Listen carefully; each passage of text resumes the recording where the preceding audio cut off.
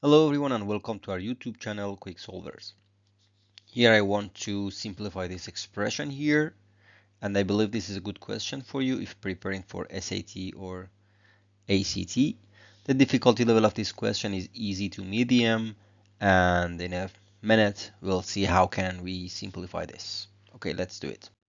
If we look at the numerator here, 2 to the power of 7 plus 3 times 2 to the power of 7, you see that 2 to the power of 7 is common in both terms, here and here. So I can factor this out. Why is that?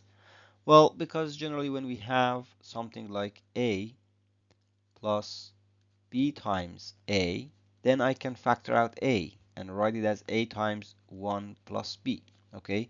And that's what we see here in the in numerator and also in denominator. So I can rewrite this as 2 to the power of 7 times 1 plus 3, okay? And for denominator, I can rewrite this as 3 to the power of 8 times 1 plus 2, okay?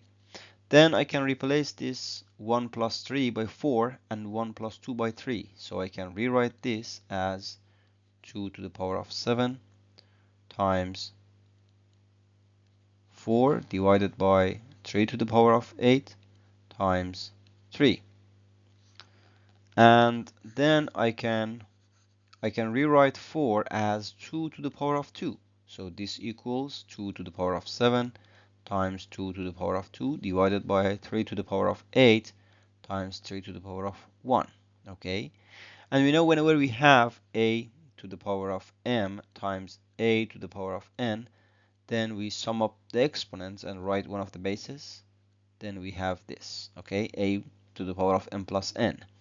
That means I can rewrite this as 2 to the power of 7 plus 2, which is 9, divided by 3 to the power of 8 plus 1, which is 9, okay? And another rule that we can now apply is that when we have a to the power of m divided by b to the power of m, this equals a divided by b to the power of m, okay? So if I apply that here, then we get 2 over 3 to the power of 9, and that means this is the right answer for this question.